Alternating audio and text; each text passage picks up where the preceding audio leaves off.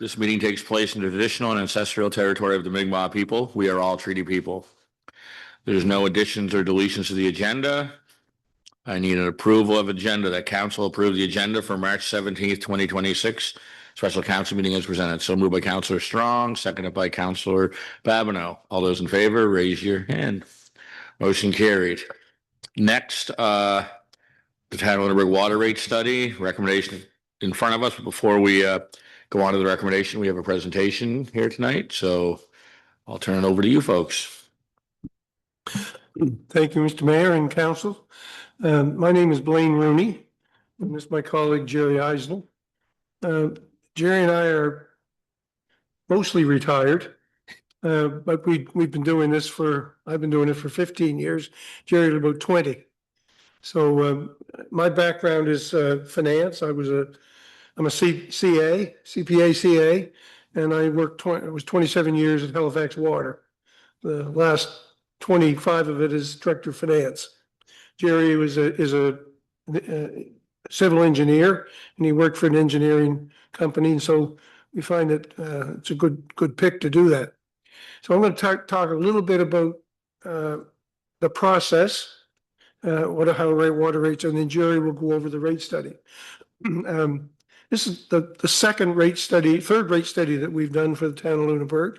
The last one we did was in 2001, and that give you rates up until the last rate increase rate adjustment was April 1st, 2004. So it's been 2 years since 2024.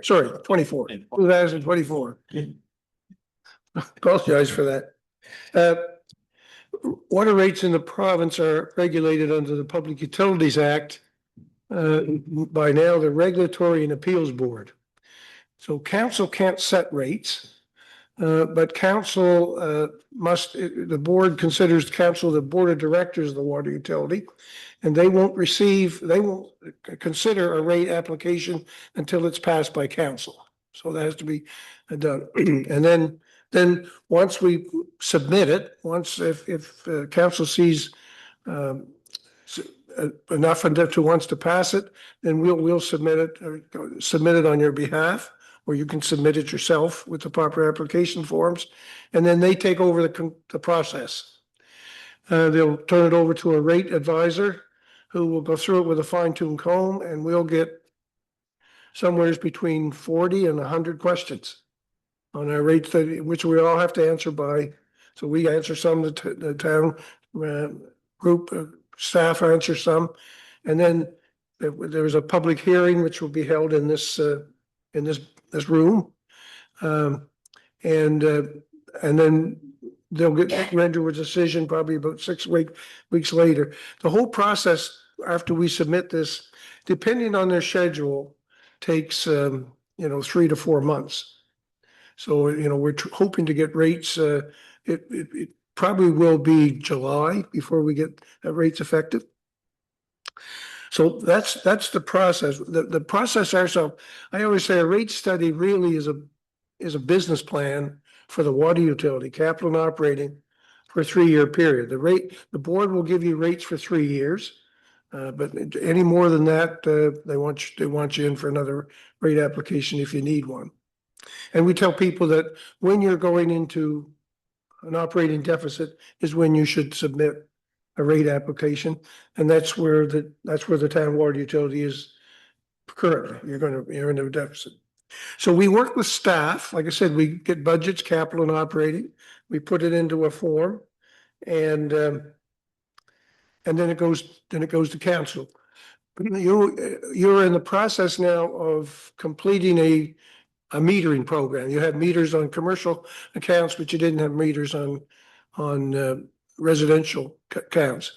And I think when you finish this, every utility in this province will be metered that we're aware of, every water utility. There's been Stellarton just finished, and Spring Hill's finished a couple of years ago.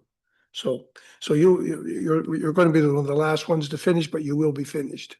Swear by this. So the rates in this, the projected rates in this study are still not metered rates. And the reason for that is after all the meters are installed, we need to know how much water people use, because we need a denominator in which to base a metered rate on. So you'll probably be doing this again in another year and a half, but maybe not completed, but by then you'll have it. And the other, you'll know how much water people use. The other thing that's good about that is that it'll allow people to fix leaks. Now, there's no incentive to fix a toilet leak or wastewater. That'll change. So that year period of being monitoring each consumption, it will help. So there won't be any big surprises, hopefully not as many. So that's the basis of the structure. I say we work with staff, we do it, and you've got a fair capital program. It's an older town. In the 3 years, you're proposing almost $5.4 million worth of capital spending, and I will say that the records that we got from staff in the town were just excellent. I mean, we see all kinds, but these were good. So staff to congratulate that. So with that, without further ado, I'm going to turn it over to Jerry, who'll go through the study. Okay. As I'm going through, if you have questions, just raise your arm and say, Jerry, and I'll stop. I promise. Anyway, so what I'm going to do is I'm going to go through it. I'm going to highlight the pages in it that are important, that really make the structure. The process that we follow is set out by the board. Okay, so we have a little bit of liberty to move some things around and time to smooth what we call rate smoothing if we can. In other words, try to make the rates go up evenly each year if possible. But we are limited in what we can do. Okay, so that's there. The other thing with setting water rates under the Act, you have to break even. So if you're in a reason, Blaine said, don't get in a deficit position, because we find that some utilities have like a fairly large surplus and they'll run a deficit for 2 or 3 years, kind of living off the piggy bank. But then they're losing, they're short maybe 20% or 30% of their cash. The first year, the rates have to go up that 30%. You have no choice. And then you have increased costs on top of it. So whatever you do, don't do that. Okay. That's not fun for you or for us when that happens. Okay. So with that, I'm going to take you to page 7. And page 7 lays out what will happen to the water utilities finances if you project forward your expenses for operating and you project forward all your capital works, but you don't change your rates. Okay. So the first part up there, the operating revenue, is based on your existing rate structure.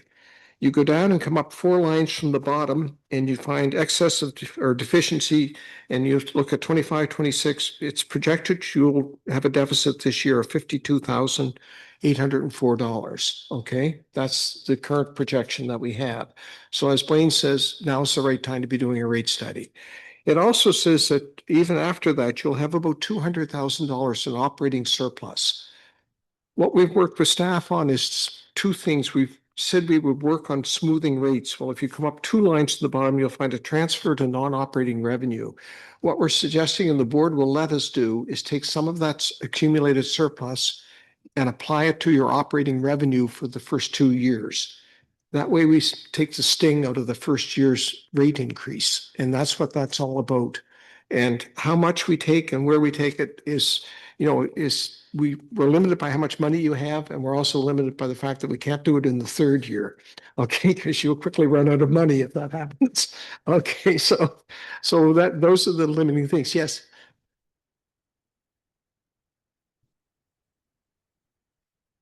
I'm hoping you can help me understand how you can have a deficit and also have a surplus. Well, you have an accumulated surplus from previous years. Okay. Okay, so you come out of 24, 25 with $255,693 sitting in your piggy bank, sitting in the bank account. Okay. Okay, so that's accumulated from your operations of previous years. So, any indication as to what the year, like the just 1 year surplus would have been, like the year of 24, 25. I guess I'm just wondering what 24, happened. 25, you actually had a $786 surplus, 3 lines up from the bottom. Oh, okay. I see what Okay. you're saying. Yeah. Yeah. Okay. So it's quite historical then that it's built up to that. Yeah, so you're on the right track getting in for rates. Thank you. And as Blaine said, you'll probably get them, we're hoping for July 1. We'll push as hard as we can and make sure that we get the hearings as early as we can and work with staff to answer all the questions quickly and all that sort of stuff. Anyway, so that shows us that you do need a rate study and that you have enough money that we can do a little bit of rate smoothing, which is a good thing. It's better than the opposite. The next page I'm going to take you to is just over a couple of pages to page 9. And what we do here, these are projected operating budgets for the upcoming years. And this is where we truly work with staff, with your engineering people and your finance people, and they send us in budgets. Lisa's there, she worked with us and revised budgets and reworked them around. And if we see anything odd in the budget, like something that's gone up or down a lot, we always flag it and say, hey, why did this happen? And occasionally it says, whoops, we shouldn't have, but mostly it's because something odd is happening. Like we have to do extra water samples this year because the Department of Environment every 4th or 5th year demands that we do a whole bunch more testing than we normally do and that kind of thing. So that we can accept. We just want to know before we get in front of the board that we try to get everything as smooth as we can. So we get all those operating budgets. That's for your routine operating, and those are projected for 3 years. And we, like you said, as Blaine said, the records we got were nice and neat and tidy and everything was in order, which is a pleasure.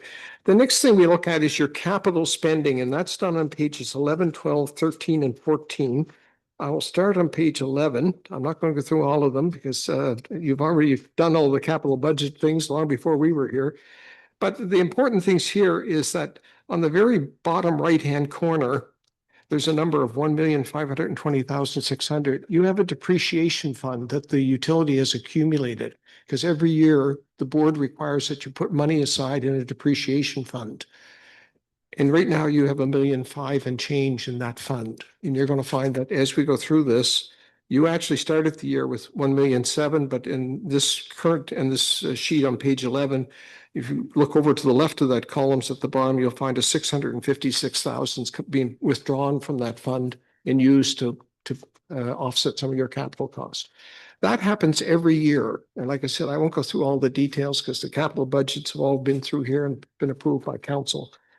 So we go through each year and we end up, we encourage people, to be honest, we encourage people to spend their depreciation fund because that's what it's for.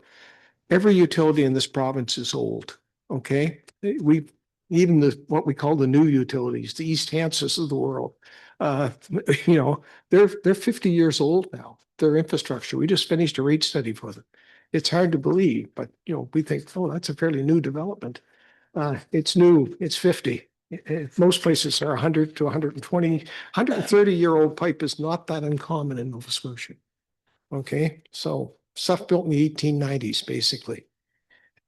So we do that each year. And if you go to page 14, you'll find that we've taken your depreciation fund down to 30,356. But if you go up 2 numbers above that, you're actually putting in close to $500,000 a year. 498,000 is the amount that you're putting in.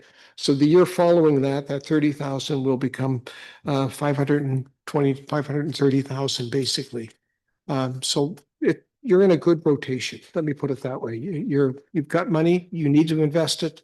And if you can use that, a lot of people do, and you do as well, use it as seed money when the federal or the senior levels of government, we call them, come up with cost sharing formulas and they say, well, you have to throw in 50%.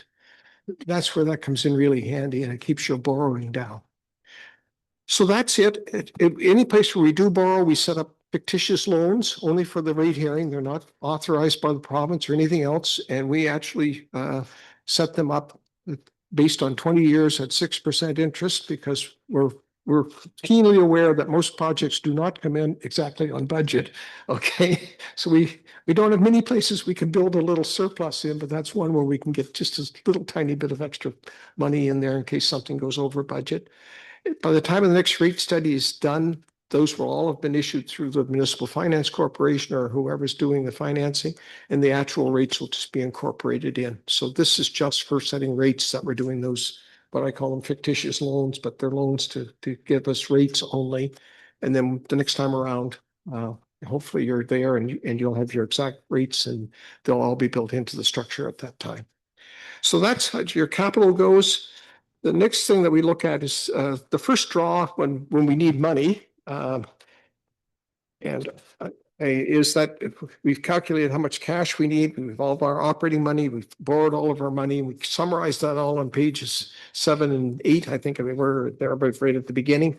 So those are all summarized and we know what we need. The first draw on it is the fire protection rate. The water utility is charged with delivering potable water to residents or to customers. Okay. Fire protection is an add-on service. The water utility, the Act states clearly that you have to set rates for the delivery of potable water. So what we do is we calculate how much the town owes the water utility for fire protection. Because the water utility builds larger tanks, larger pipes in the ground, and fire hydrants, and they maintain all that, and the fire department uses it. So that it literally ends up as a transfer between the town and the water utility each year. And we refer to it as the fire protection rate. How we do that is we take all of the what we call utility plant and service. In other words, all the things you've built up to now, we add on anything new we're building, and we divide them up. And I tell everyone that the easiest way to think about it is that we divide them up between what we call general service and fire protection. On the general service side, you have something like a water meter in a house or in a business. It goes 100% to general service, 0% to fire protection. The opposite side of the fence is the fire hydrant, which is 100% to fire protection, but it does nothing to deliver water. Everything else falls in between. The board, as a general rule, lets us use 90% to general service and 10% to fire for things like your water treatment plant, all that kind of stuff, because it's still making water and the fire is going on. But your big items, your reservoirs and your transmission and distribution piping, we split 40% to general service and 60% to fire. Because generally, from an engineering point of view, the other side of me will kick in, is that when you size pipes in the ground, they're never sized to deliver water to the residents. They're always sized for fire protection. Okay. So a pipe, the town could probably be served with 4-inch, maybe 6-inch pipes at the absolute maximum for just getting water to the houses. Instead, sure, you got 8s and 10s and maybe the odd 12 or 2 stuck in here.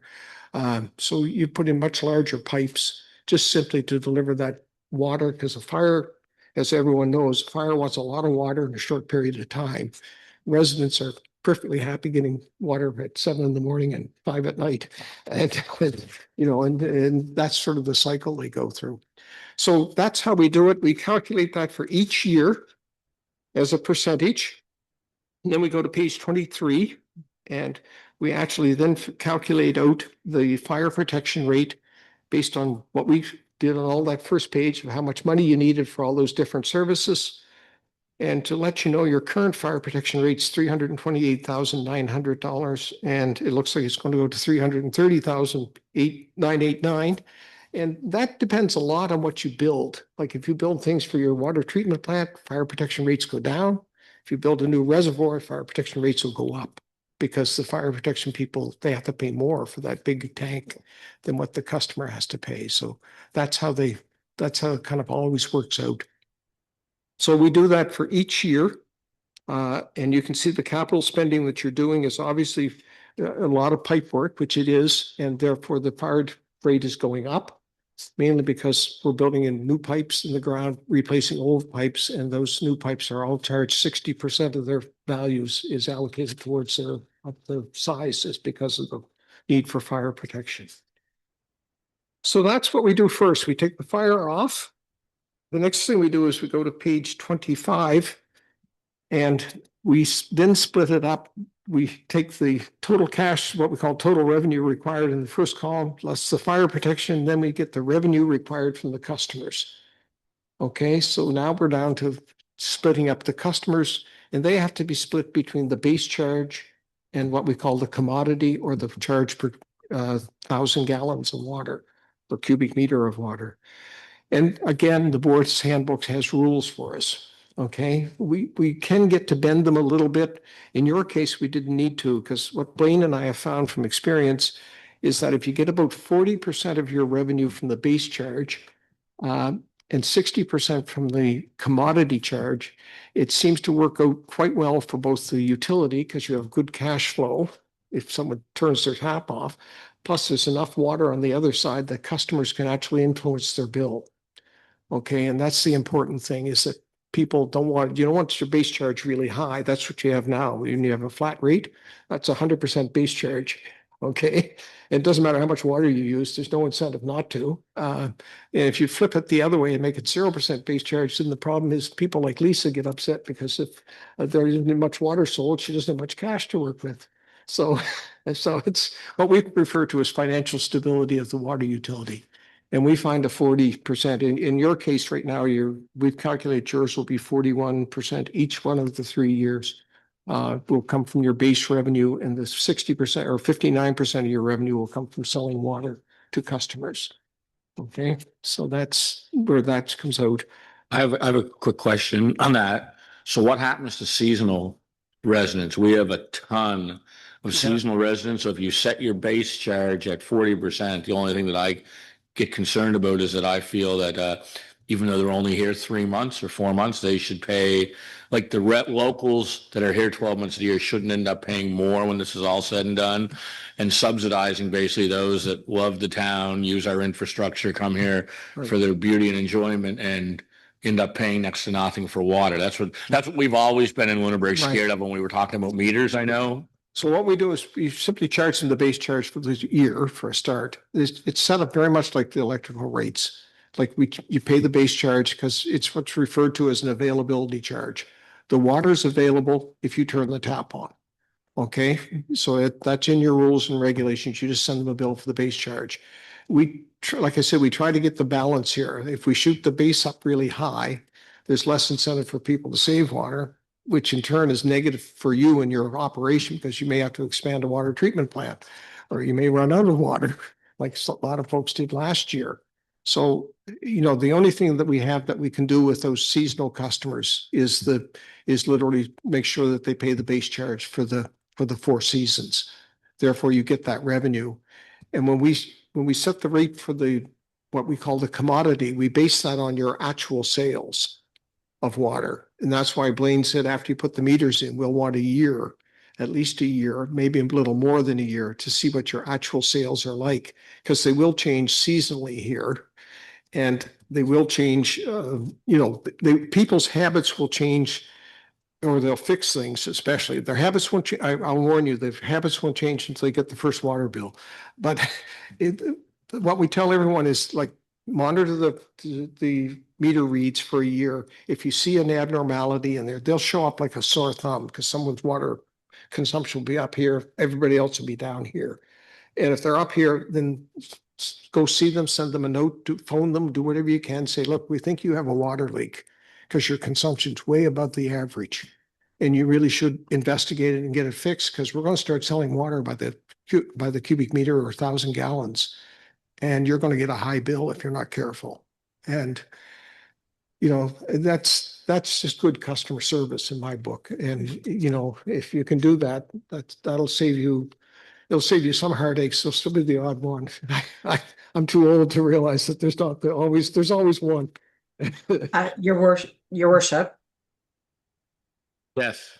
I just wanted to note that, following up on Jerry's point about the seasonal rates, we've been charging those for customers ever since 2016. Prior to that rate study, there wasn't a seasonal rate charged, when people turned their water off, say when they left in November and went down south or whatever. And we are charging that now, just for your awareness. And that would be built into as Jerry's mentioned, into any new rates as well. Yeah, if they choose not to be a customer, then just charge them the disconnect and the reconnect fees and set up an account fee. Okay, and one way or the other, we're going to get our revenue. Okay. And, so there is a disconnection fee, there's a reconnection fee, and there's an account creation fee. If someone goes to all the trouble to say, look, I'm not going to be a water customer, take my name off the list. I'm ceasing to be a customer. Well, then that's fine. But when you come back next year, you can't come walk in and say, hey, just get my old form out. I'm going to use it again.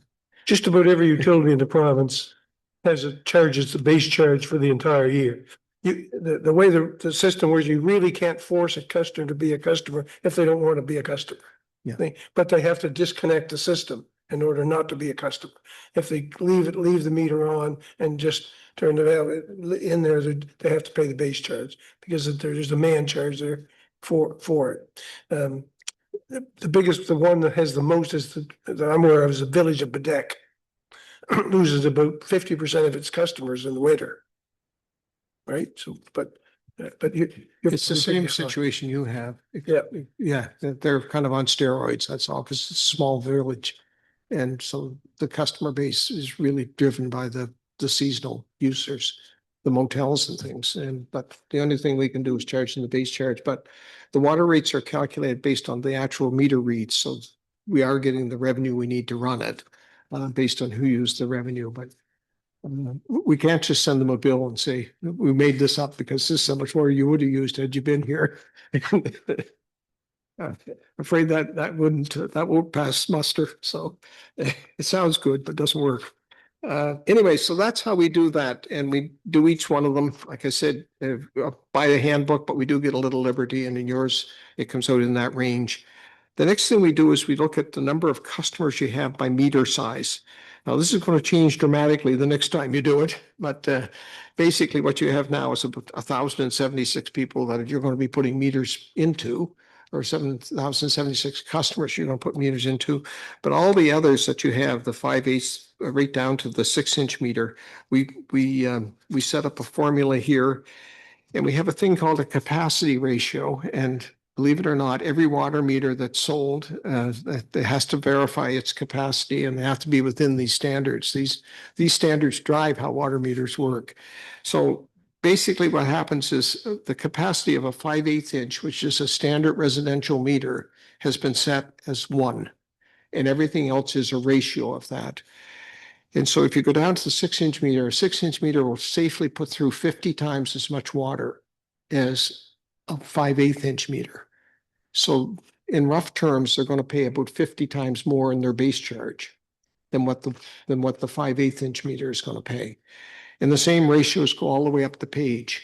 So if you have larger meters, this is very similar to electricity, which I know you have your own utility.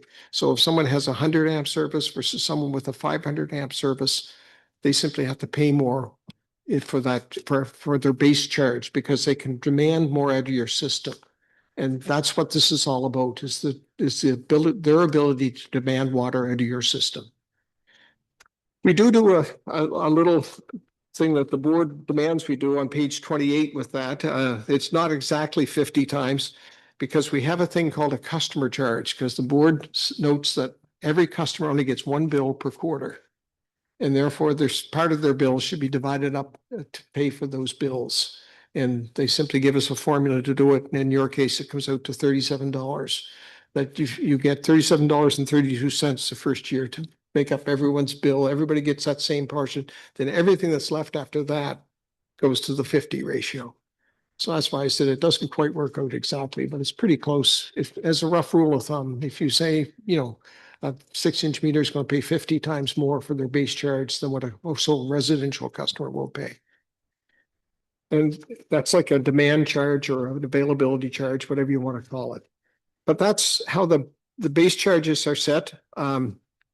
The rest of it after that, we take the base charge, we figured out how much money we need. We go to, let's see here, find my page. Yeah, page 29. We get a record of all the water sales by meter size for everybody that has a meter. So your 6-inch customer, which is obviously the fish plant, used 38,929,660 gallons last year. Okay, that's how much water they took out of your system, out of the 139,000 that we attributed to sales. Now, the catch is with this sheet is that the first 2 items on that line are just numbers that we've we put numbers in for what people will use on average.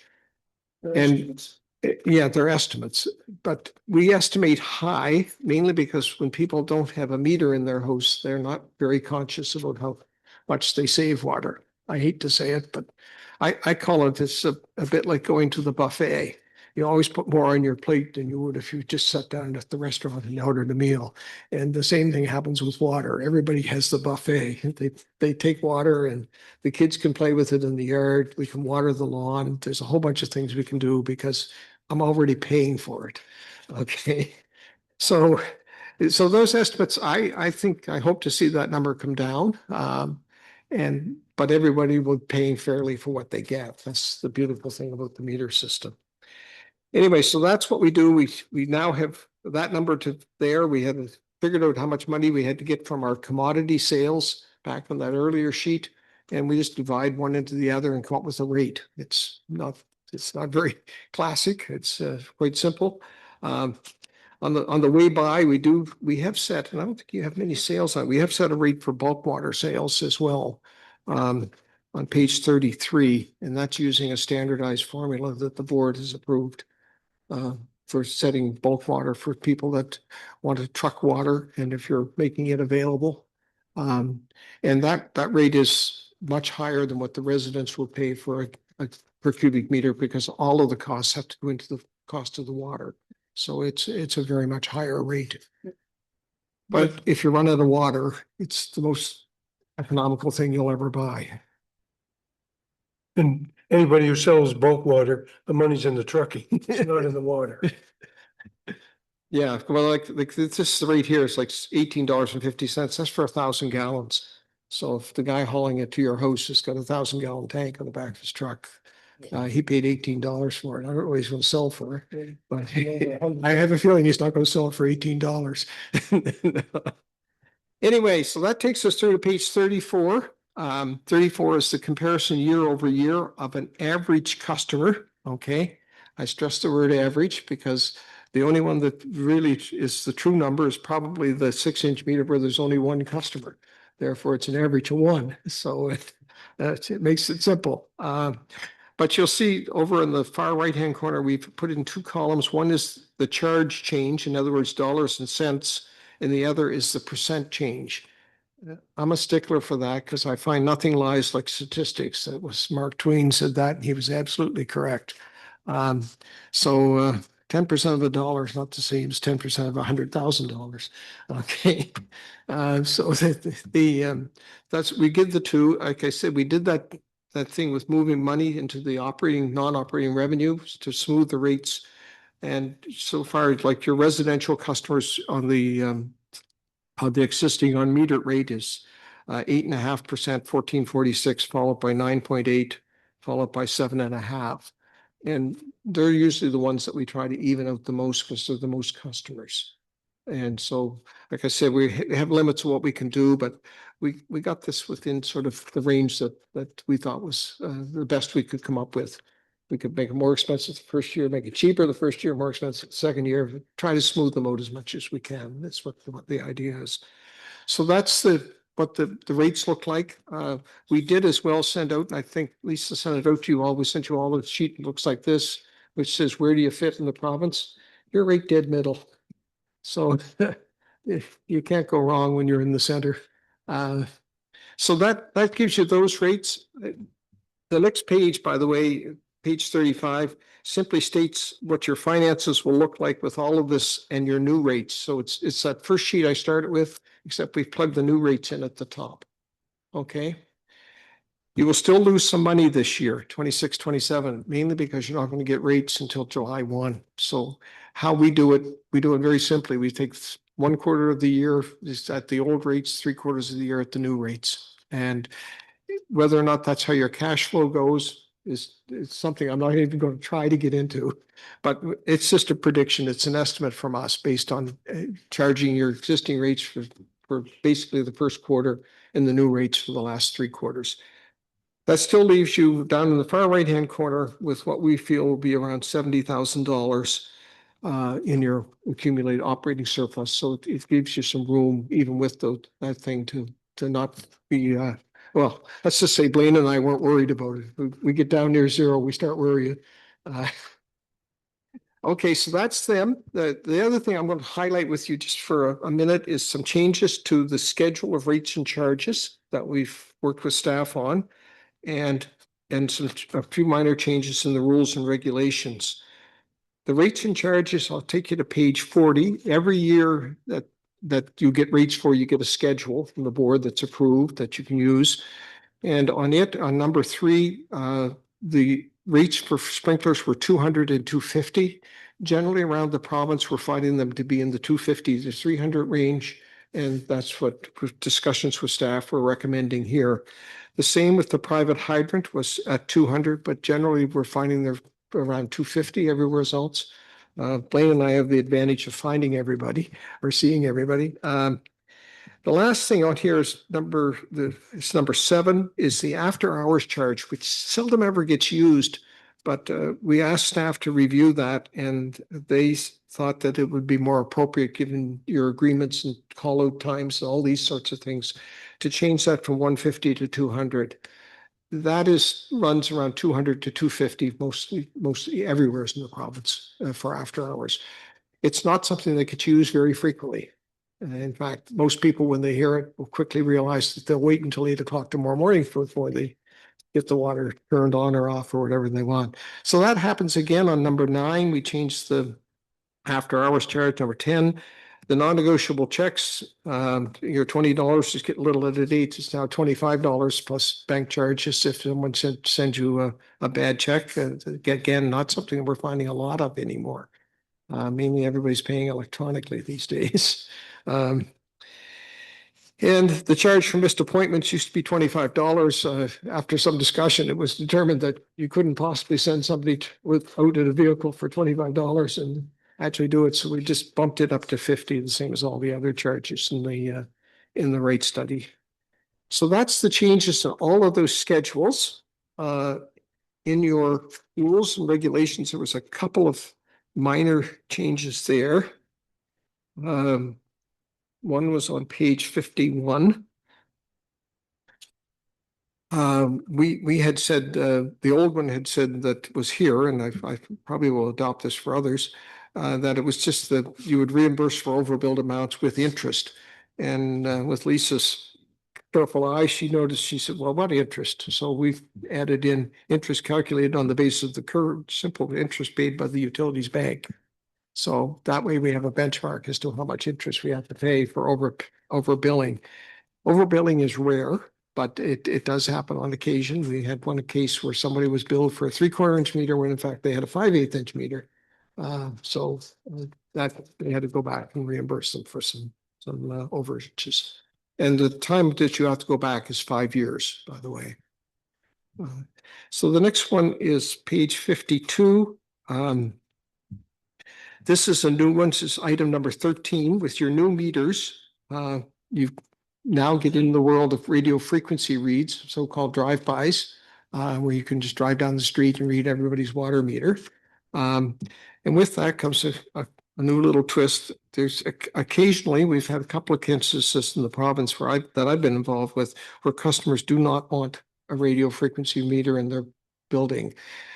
And it is what you're installing. You can't really go out and say, I'll put in an old-fashioned meter without a radio read, which we can still buy. So what we've come up with, what the board has come up with in some other hearings, is that if someone refuses to take a radio read reader, they can have the other one, but they'll have to pay to have the meter read. Okay. And that means sending someone out to read it. It also means that when they get back, the data has to be entered here. So it's slightly more than just sending someone out, because the drive-by reads, the data gets downloaded, comes in here, and it's flash loaded right into the software, and the bills are generated. This way here, we're manually doing it. So we've put that clause in. We hope that no one has to use it, but if they do, you have a clause there that allows that to happen. And like I said, I got involved with this because we had a utility that didn't have the clause, and they had someone who didn't want a meter, and we had to work hard to try to figure out what the compromise was. And the compromise is that you can do it, but you'll have to pay to have someone go and read it. just for your own interest, the radio, I guess was frequency, the amount of radio frequency that's there is about, I think it's 30 or 1/50th or 1/100th of what comes off a microwave. So it's not really high end stuff. It's very low intensity. So it's not something. I have one in my house. I'm not overly alarmed by it. Okay. The last thing is just a paper change on page 54, number D. It used to say that you kept a record and you verified that they were tested, but now what we've changed that to is simply saying that you will accept the results. This is for people that have backflow preventers, which I suspect your fish pump does. Have a very large one, a very complex one. They have to be checked frequently. This is a device that's like a really super backflow preventer, if you want to call it that. But they have to be checked out by people with know how to do it. The fear is that if something broke in your water pipe and you had the fish plant at that end or some other facility that had contaminated water, bottling plants for soft drinks are bad too. And the water could get sucked back into your network and contaminate your network. Okay. So they have to put in what's called a backflow preventer, and those have to be certified and checked on a certain frequency. It's only a new certification every so many years. And I don't know how many years that is. But anyway, there's that. The last one that we added or changed was number 58.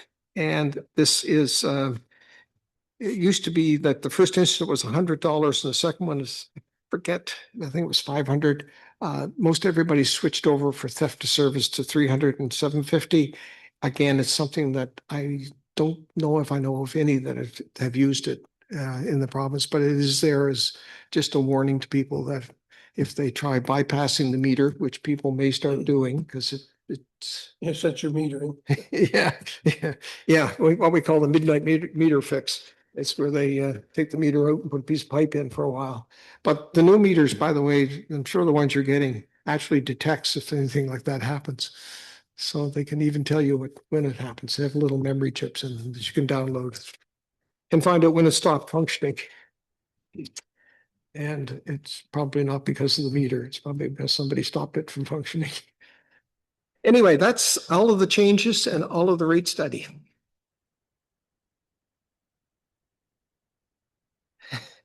Thank you very much. Does anyone have any questions?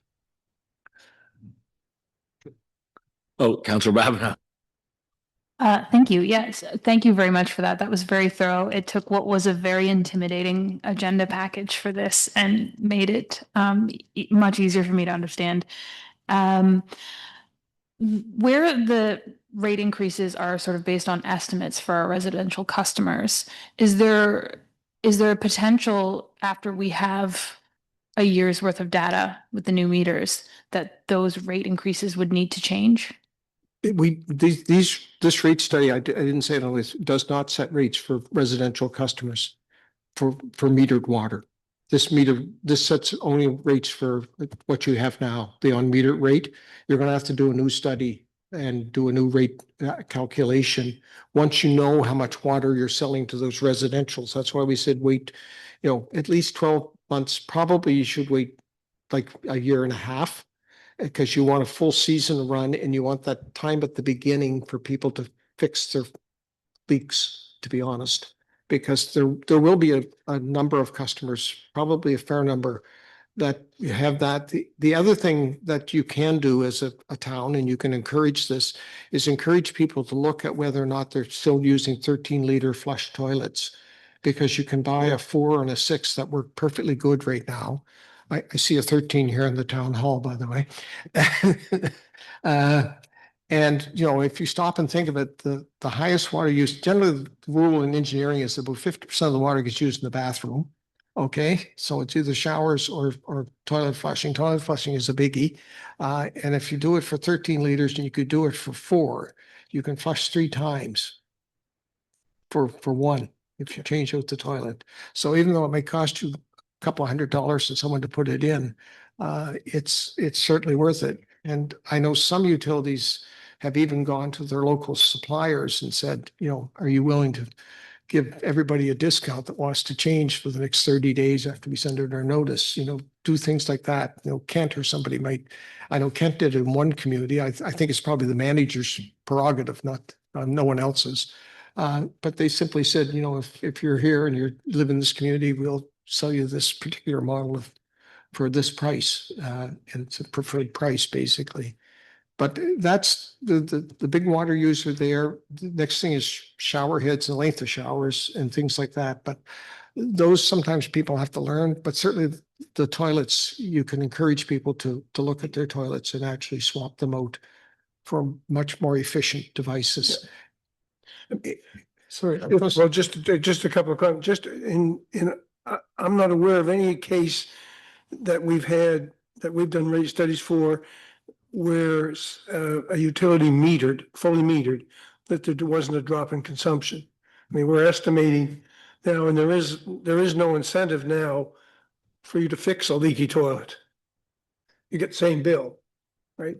But there would be, and it's generally, I mean, we've seen it as high as 10 or 12% over what was estimated, over time, because it'll drop.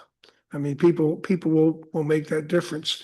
The other thing, I always say that every water appliance you buy now uses less water because they're basically designed for California that doesn't have a lot of water, right? So like I said, they started out at 13 liters. Now the toilets are down to 6 and 4 liters, and they the design has changed.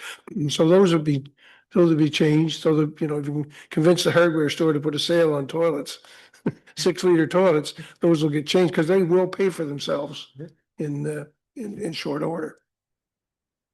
And there is a switch. I mean, when the town of Antigonish metered, the town engineer used to walk to work, and he said, I used to walk to work and the sidewalks would be wet.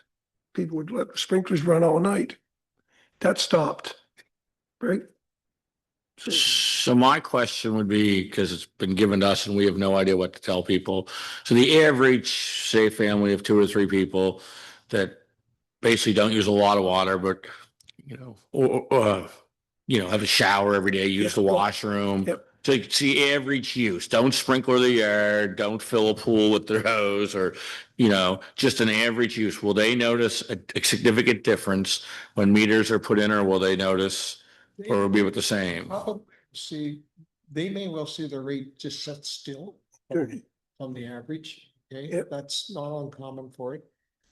Sorry, I especially they may see the rate set still. In other words, we just finished. Where were we at, Payne? Oh, Stellarton. We put a special line in that table, the what I call the D1 table, comparing it. We put a line in theirs saying, because they were switching over and we had some data, but we just put a line in at 40 cubic meters, which is around 8,800 imperial gallons a quarter, as being kind of sort of what we expect anybody should be able to get to that level. I've metrified, I'm sorry.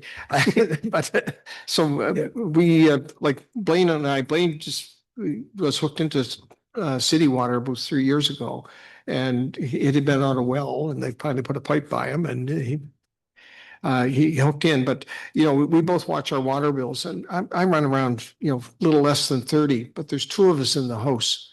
Okay, so we have a small family. I know very well that when I had teenage kids that I would never get away with that level. Okay. I just couldn't, because the showers would last longer. There'd be more laundry. There'd be more of everything. I mean, so right now, everybody pays the same. So if you have a family of 2 seniors, they're going to use less water than a family of 4 kids, 4 children, right? That's just the way it's going to happen. And that will come up. But what you're trying to do but everyone's going to pay fairly for what they receive. That's the trick about with metering, is that, and so it'll depend on who it is. Really, it will, because right now that person with just 2 seniors are paying the same rate as the one with 4 or 5 children, if that exists.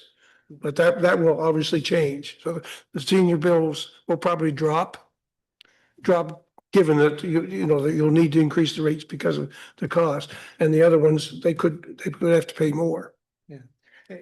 I tell everybody that sheet I gave you, by the way, I'm a mathematician at heart. I always put the mean on there because the mean means more to me than an average. So the mean for that sheet is $191. So you're 184. You're below the mean. Okay, you're on the right side of the mean. Let me put it that way. Okay. You know, half pay more and half pay less. Oh. Yeah. Going with the comparables on it. Like I said, you know, I take a lot of stock in that. So when I look and you say what our average rates around the province, we calculate this based on your high consumption. But I think what you'll find is, as Blaine said, I think you'll find that they'll all go down.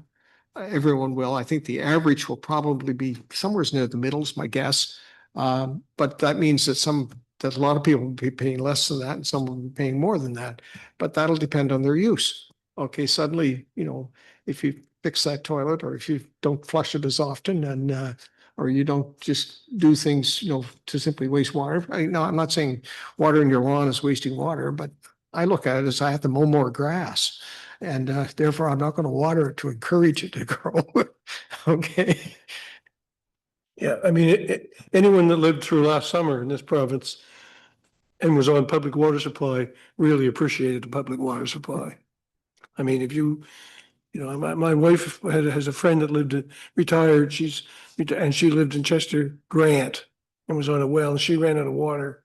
Her well went dry in shallow well in June, and she never got it back until I think mid-September. And she said it just controls your life.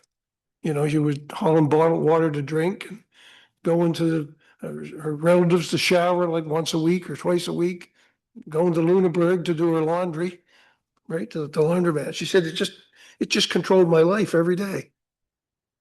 So you really don't realize how good it is until you don't have it, right? Anyone else, Deputy Mayor? I fully appreciate, I'm a townie, grew up on town water and married someone who grew up in a well. So he has come very much to appreciate town living. But I'm trying to get a handle on sort of the impact on the full population from what we're looking at with rate studies or with rate increases. And I guess a couple of questions. One is what we're attempting to do or what we're being asked to do here with looking for a rate increase this time around is really for the coming year. We've got yeah, so because you've suggested and we recognize when having installed the meters or asked to have them installed, that we'll be looking at another rate study again. Assuming all of the projections are correct, or the not projections here necessarily, but the thought process that once people are metered, they will look to curb their consumption and consumption will come down. It's utilities like ours get their money by people consuming stuff and using a lot. So when people are using less, we'll be getting less revenue. Yeah, no, you'll be raising the rates is what So- rate per unit will go up. And probably that will impact the people on meters more than the people that don't have meters. Okay. Yeah. Because the ones that don't have meters right now, we've done an estimate for them and we estimate it fairly high because they're not metered. But everyone that is metered, yeah, that 139 million that I mentioned is how much water you sold. I would expect you were going to be, I don't know, 120 million or something like that. You're going to simply know how much water you sold, but it will be less than the 139 would be my own personal guess. Now that's a guess. In my world, those aren't worth much, but So that's great for the planet, but not so great for the utility when we have to recoup the cost of operating. So I'm just. Yeah, there's several wonderful things that will happen. One is everyone will pay fairly. That's the most important thing from my point of view. I think the other thing that happens is that some of your infrastructure, maybe your water treatment plants and parts of it, which may be now getting near capacity, will suddenly have capacity. Okay, so you'll have room to do things and you will know how much room you have. Where right now, you really, we only know because of how much water the plant makes. Now suddenly you're going to know how much water you use and you'll know the difference between those two.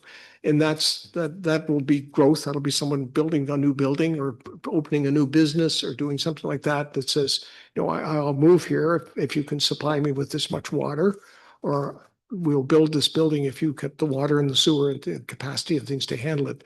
Well, you'll be in much better shape to address that question once you have meters, because you will then have a definitive amount that you're selling and a definitive amount that you can produce. Right now, what you've got is the production, but the selling side, we're guessing for a lot of the water. I mean, all the residential is, we politely call it an estimate. You could also call it a guesstimate. Okay. Your worship, Just- maybe I can just I add would to add that to for the, that. In the the short mayor's term, question. it's been my experience that really in the short term, if consumption drops, the price may have to go up because the only two really short-term units in operating the system are lower pumping costs, electricity, and lower chemicals, right? But in the longer term, as Jerry said, if you use less pumps, they may last longer. If you don't have to increase the treatment capacity of your plant because it's lower. The longer term thing is but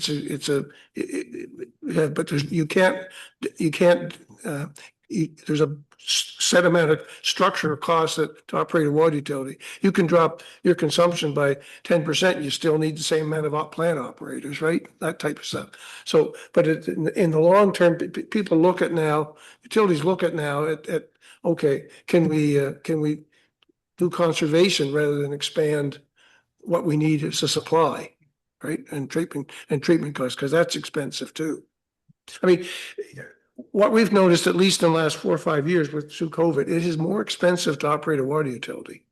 I mean, the cost of construction have gone up, the cost of chemicals have gone up, all that stuff. And so the rates we're seeing, the increase in cost is higher than general inflation for water utilities. But I always say to people, I get a bill from Eastlink every month for $250. Every month for, for internet and TV. And I use the stuff and I don't mind, but just think what a water utility could do with $250 a month.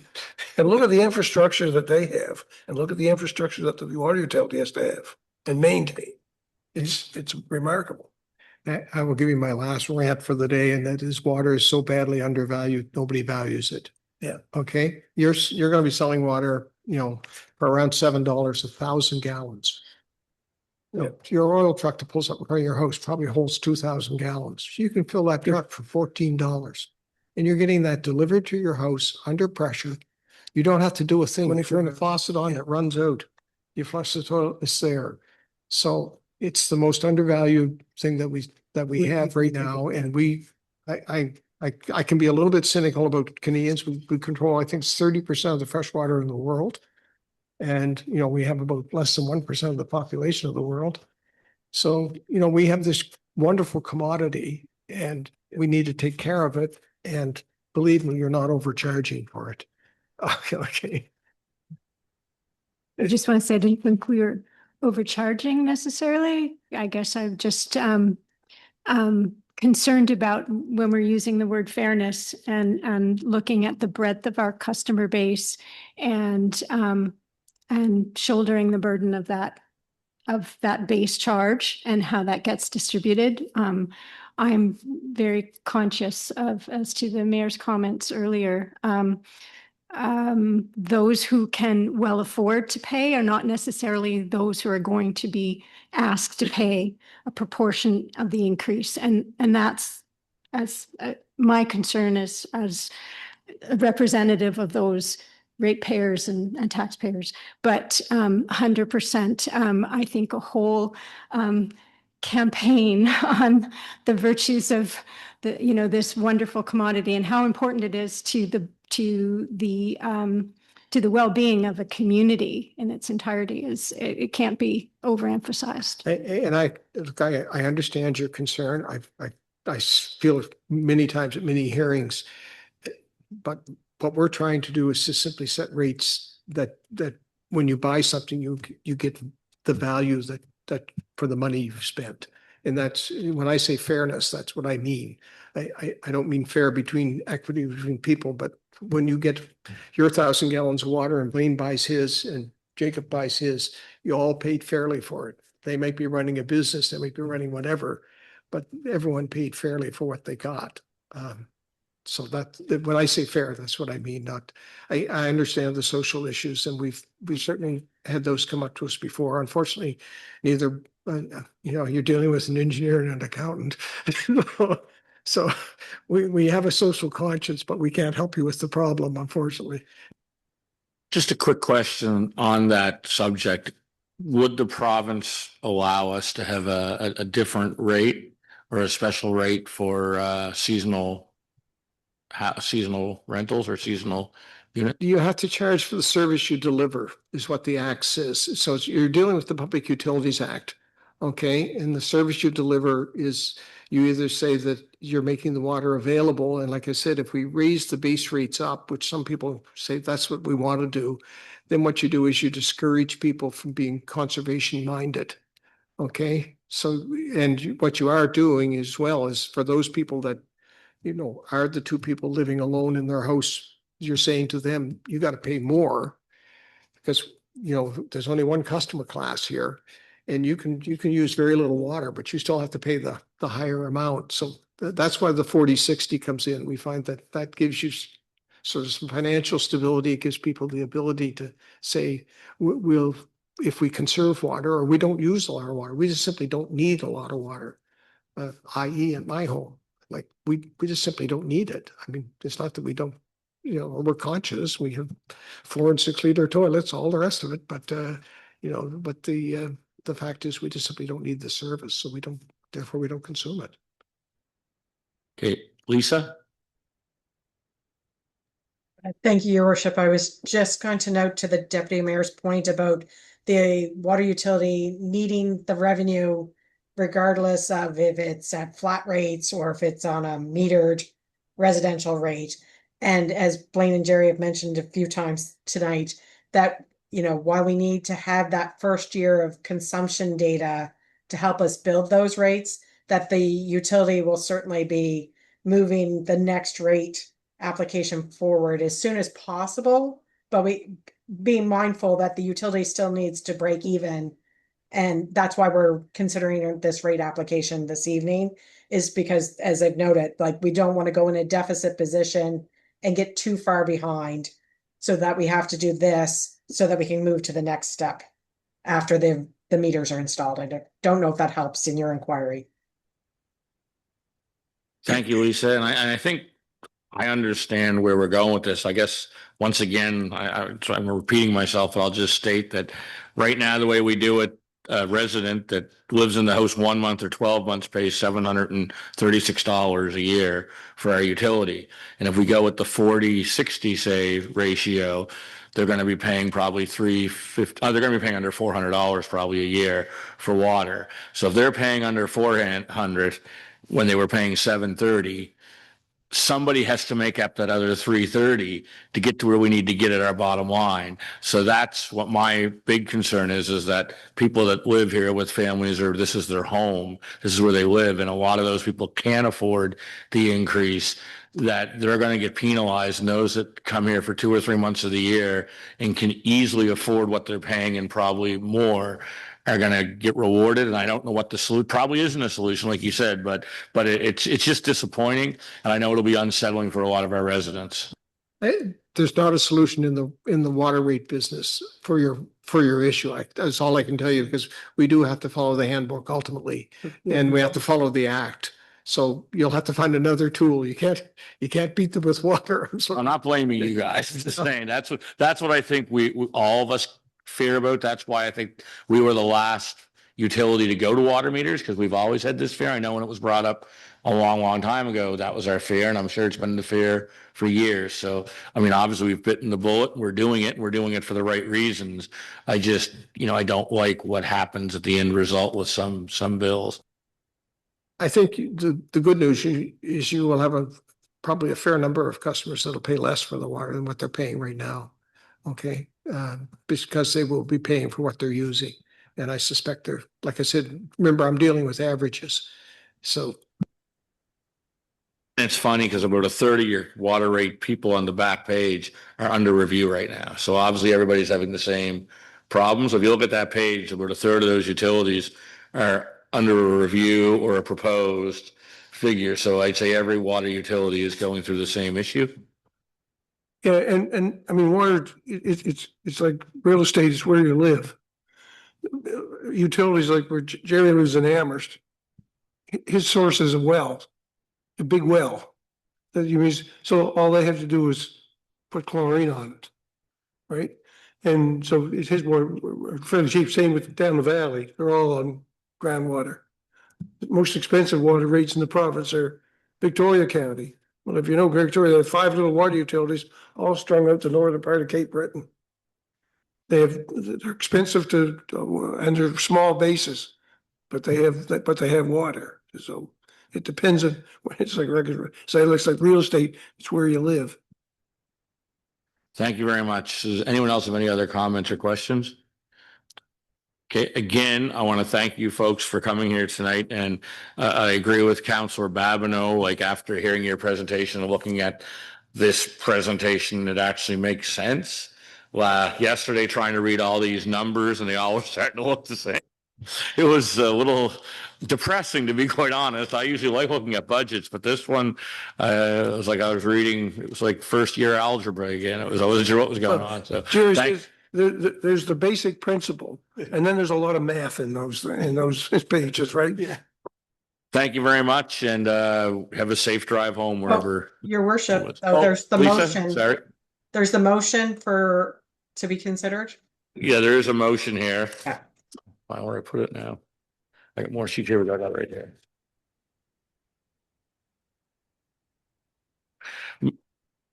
That the town of Lunenburg apply to the Nova Scotia Utility and Review Board for changes in its rates for water and water service, fire protection, and changes to its rules and regulations for customers served by the Lunenburg Water Utility, as set out in the water rate study prepared by G.A. Eisner Consulting Limited in association with Blaine S. Rooney Consulting Limited.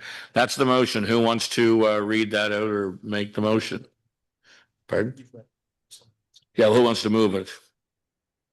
Moved by Councillor Fullerton. Who wants to second it? Seconded by Councillor Strong. Now, is there any further discussion or questions on the motion? Deputy Mayor. Can you, excuse me, the general, there's different units by what their service line is. But the monthly basic charge for a residential user is that what's shown on page 34? I think it is. Yeah. Yes. Sorry, yes, the top 2 lines on page 34 is the all-in price for those 2 customers. Everyone else is an average. But Okay. there's only one rate for them, so it is the rate. Okay. So that basically shows what the increase is Yes, per month. for or for quarter, your core customers right now. Yeah, okay, thank Your you. main Thank you resident. very much. The rate, the residential charges on the back page are 8.5%, 9.8%, and then 7.5. So the 8.5, I think, is around $14 or $15 more a month. 1446. Okay. Yeah. Every quarter. I mean, not a Quarter. month. Well, every quarter. Yeah, that's per quarter, so it's like $5 a month, okay?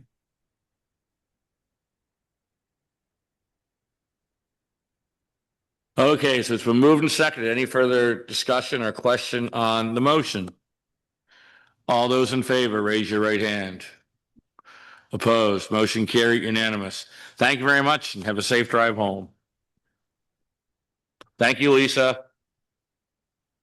Good night. Motion for adjournment.